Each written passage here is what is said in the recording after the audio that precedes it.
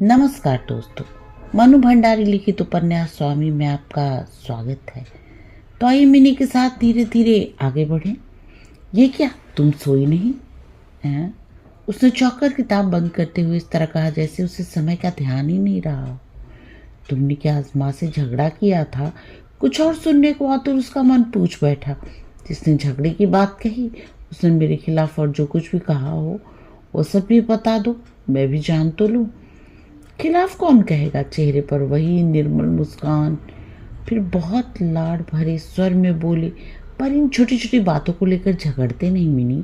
तुम तो बहुत पढ़ी लिखी हो, समझदार भी। यही बात तुम अपनी माँ से कहो तो क्या ज़्यादा अच्छा ना होगा? गुस्से से मिनी ने कहा। क्या? घनश्याम मुस्कुराया, नजरें मिनी के चेहरे पर टिकाकर बोला, जिस पर अपना सबसे अधिक जोर होता है उसी से तो कुछ कहा जा सकता है मिनी। पता नहीं पति के मुंह से पहली बार अपना नाम सुनकर या कि उस बात में ही अपनत्व की ऐसी गंध थी कि मिनी के मन का पत्थर बना हुआ एक हिस्सा अचानक ही कहीं से दरक गया।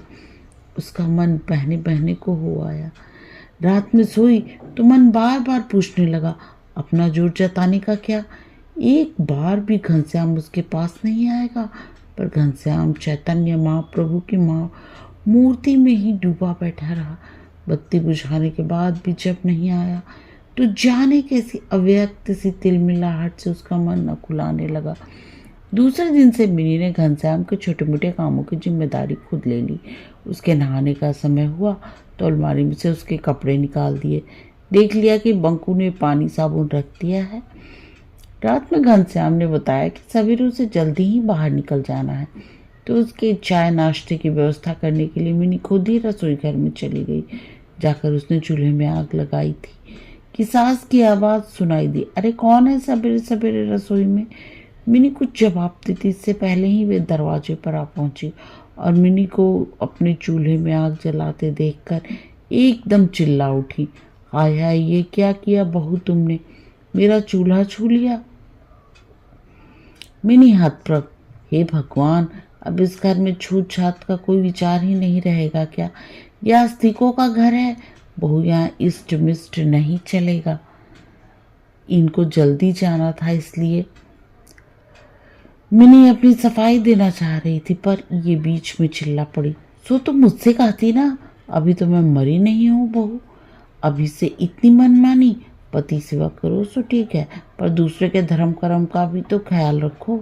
आवाज को सप्तम स्वर पर चढ़ाकर मैं चिल्लाए जा रही थी। क्या बात है? जोर सुनकर नहाने जाता हुआ घनश्याम मुड़कर इधर चला आया। मिनी को माँ के चूल्हे के पास देखकर ही वो सब समझ गया। देखो बेटा, कुछ आचार विचार वही से शायद मालूम नहीं था कि क्यों रोज देखते नहीं छोटी बहू टुकी जिसको भी काम करना होता है दूसरे चूल्हे पर करती है। नहीं नहीं, अब इस घर में निवाह बड़ा मुश्किल है। अनजाने में हुई गलती को तो भगवान भी माफ़ कर देते हैं माँ। इसे सब समझा दो तो आगे से ख्याल रखेगी। और वह नहाने चला गया। इतनी बड़ी बात को घनश्याम ने इतने हल्के फुल्के ढंग से लिया और नहाने चला गया। माँ का क्रोध आसमान पर। जोर जोर से चिल्लाकर वो रोने लगी। चारू, मधु सब आकर इकट्ठे हो गए।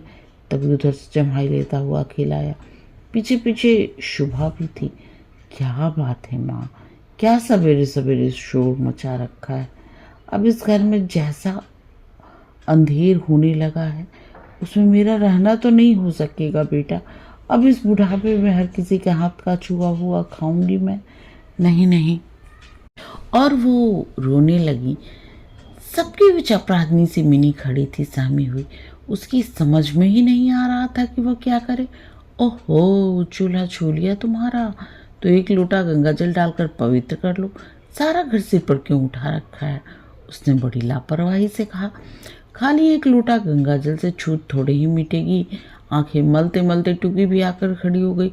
पुरखन की तरह बोली, 11 बाल्टी पानी डालना होगा, गोमूत्र से लीपना होगा। इन बेकार की बातों में तेरा दिमाग खूब चलता है क्यों टुकी?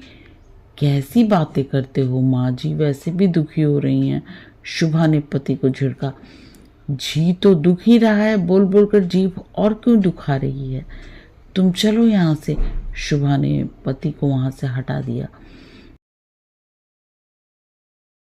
दोनों बेटों को गैर देख माँ का पड़ला कुछ थमा। धरती में नजर गड़ाए मिनी की ओर देखकर बोली, क्यों बहू, सुनते हैं तुम्हारी माँ तो खुद बड़ी भक्तन है, भजन पूजन करने वाली है, पर तुम्हें तो ऐसा कोई संस्कार नहीं दिखता। और तो और मैंने तो कभी तुम्हें ठाकुर जी के आगे हाथ जोड़ते भी नहीं देखा। माँ ने क्या तुम्हें कुछ भी नहीं सिखाया? मेरी तो टुकी तक में छूत छात का इतना विचार है कि बस, पर इस घर में तो ऐसे सब चलेगा नहीं। मिनी से अनजाने एक गलती हो गई थी और इसलिए वो चुपचाप इतना सब सुन रही थी। छूने से अपवित्र हुए चूल्हे को पवित्र करने के उपाय करने को भी तैयार थी, पर अपनी माँ के नाम पर आरोप।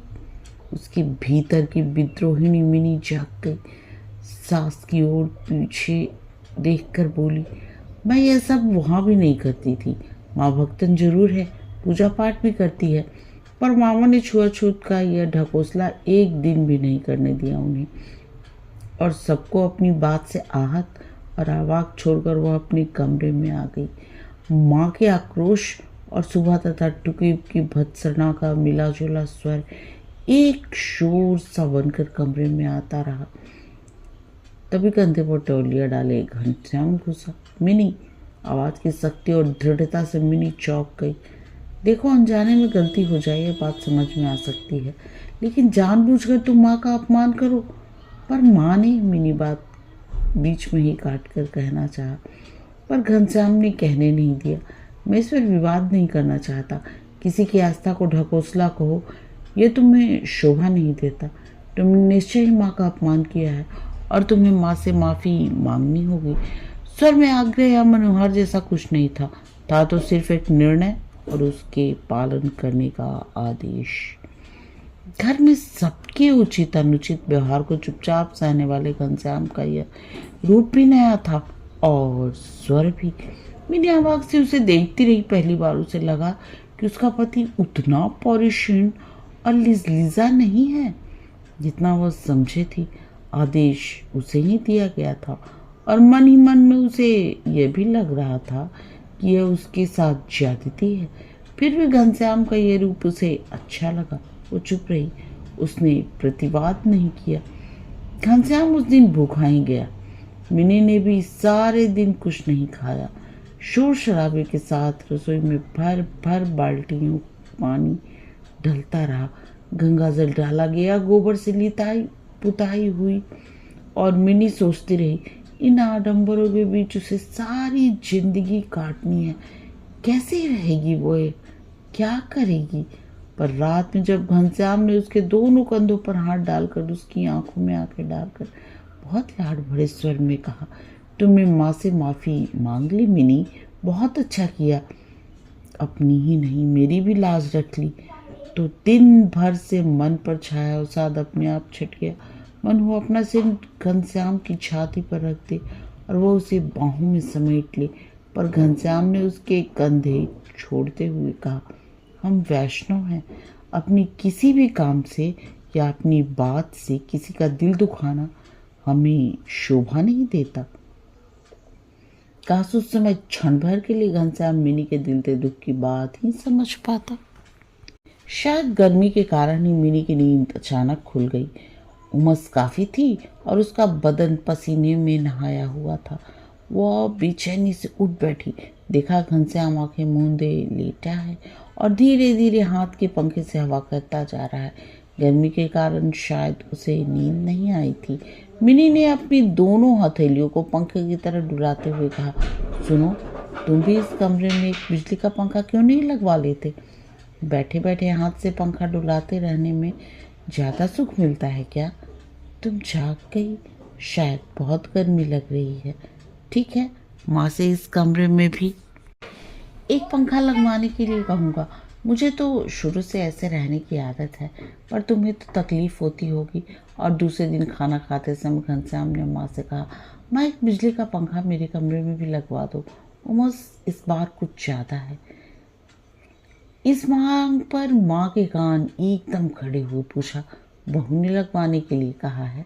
मुझे ही ख्याल आया, मेरी तो आदत है, पर उसे तकलीफ होती होगी, सारे दिन हाथ का पंखा डुलाती रहती है। तो लगवा लो बेटा, मुझसे क्या पूछते हो?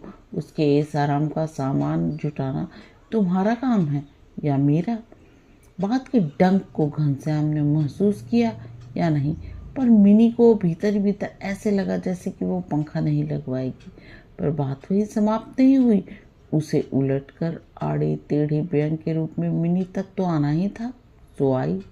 शुभा और टुकी चौधरियों के यहाँ रामायण पाठ सुनने गई थी। लौटी तो सुबह बिल्कुल गदगद। माँ, पंडित जी रामायण ऐसे पढ़ते हैं कि बस, रात को तुम जरूर जाना। पर प्रसाद बिल्कुल अच्छा नहीं दिया माँ, टुकी ठुनकती हुई बोली। देखो क्या दिया? माँ ने दोनों हाथों में प्रसाद लेते हुए पूछा। खाली बताशे? मैं तो लड्डू सोच कर गई थी। बताशे भी बहुत थोड़े थोड़े दिए। दोनों के बताशे को खूब गौर से देखते हुए माँ बोली, क्या जमाना आ गया है, भगवान के काम में भी कंजूसी। राम राम। पर माँ, पंडित जी की वाणी में तो बस अमृत है। राम वनगमन का प्रसंग था। सीता मैया कैसे सारे कपड़े गहने उतार, महलों का सुख वैभव छोड़कर वनवासिनी होकर पति के साथ चल पड़ती हैं। बस आंसू आ गए। शुभा बहुत विभोर हो रही थी। अरे बेटी, गए तो सीता सावित्री के जमाने, जब औरतें पति के लिए नरक का दुख भी हंसते हंसते झेल जाती थी। आजकल की औरतों को तो बस अपना सुख चाहिए। पति के आचार विचार की कौन चिंता करता है? और कलयुग के अनाचार पर माँ के कलेजे से ठंडी आह निकल गई। मिनी ने मन ही मन निश्चय किया, वो पंखा जरूर लगवाएगी। घर में एक अजीब सा तनाव छा गया। मिनी के मन की घुटन है कि रोज की इस किचकिच से बढ़ती जा रही है।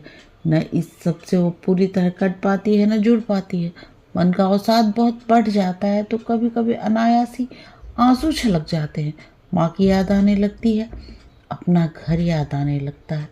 सुनती हो, ये तुम्हारा पत्र आया है। बड़े व्यस्त भाव से आकर घनश्याम ने मिनी के हाथ में एक लिफाफा थमा दिया और उसी व्यस्त भाव से वह बाहर भी निकल गया। माँ की लिखाई देखकर उसने बड़ी अधीरता से पत्र खोला और पढ़ने लगी। पर पत्र के अंतिम हिस्से तक आते आते उसका मन गहरे अवसाद में डूब गया। दो एक क्षण वह पत्र लिए यूं ही खड़ी रही। फिर उसने पत्र का अंतिम हिस्सा दोबारा पढ़ा। नरेंद्र आया था। टाइफाइड से उठकर बहुत कमजोर हो गया है। एकाएक पहचाना भी नहीं जाता। दादा के कमरे में बैठ घंटों रोता रहा, बिलख बिलख कर। तुम्हारे बारे में पूछ रहा था। तबीयत ठीक तरह संभालने पर जब कलकत्ता लौटेगा तब शायद रास्ते में तुमसे मिलने आ जाए। और मिनी की अपनी आंखों से झर झर करके आंसू बहने लगे। उसके रोने का भेद तुम कभी नहीं जान सकोगी माँ, कभी नहीं। पलंग पर पड़कर वह कब तक रोती रही उसे खुद नहीं मालूम।